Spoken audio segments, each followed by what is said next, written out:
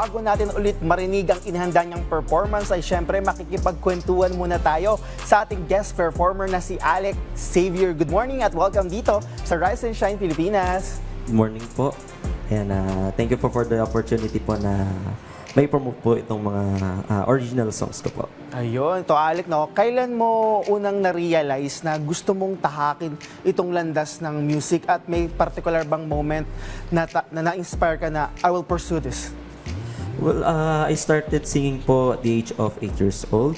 And from that po, doon na rin po talaga nag-start yung singing journey ko. And in the year 2019, I started writing songs po. And ayun na po, nagtuloy-tuloy na po doon yung pagsusulat ko po ng kanta and releasing songs po. Yon, speaking of original songs, meron ka ring latest song na may pamagat na Lihim na Pagtingin. Ano ba yung personal na inspiration at kwento mo naman paano yung process para mabuo itong kanta?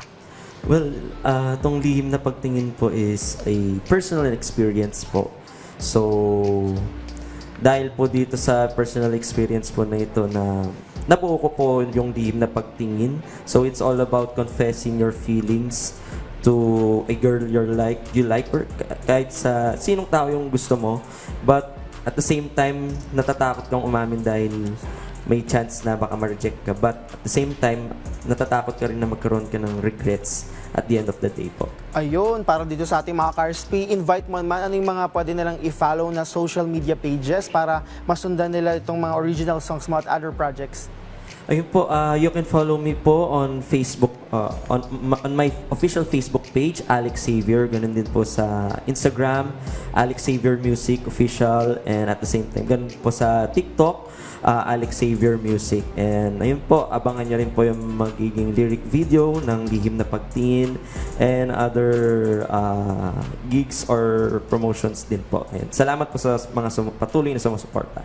Ayun, maraming salamat sa pagbibigay oras sa amin ngayong umaga pero hindi na natin patatagalin pa ang kwentuhan na ito. Kaya naman once again, let us welcome Alex Xavier.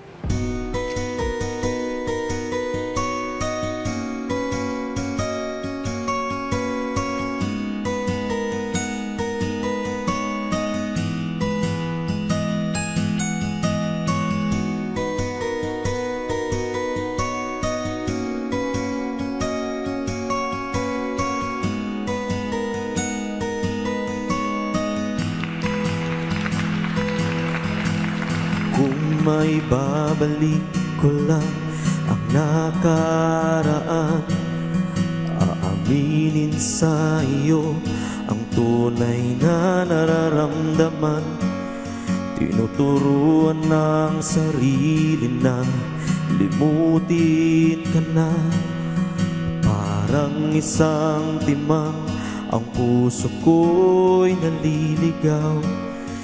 Pinipilit ang sarili na piliin na ikaw.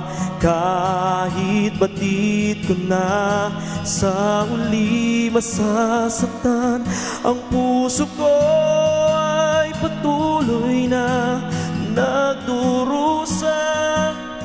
Di magawa na sa'yo'y bumitaw. Paalam na sa masasayang alalang nabuo noong tayong dalawa'y magkasama. Paalam na sa pangakong walang magbabago't walang iwanan sa ating dalawa. Papalayain ang sarili sa gapos ng nakaraan. Hihinto, lalayo't magsasara ng pinto. Ito na ang dulo na kayang tanggapin ng aking puso. Unti-unti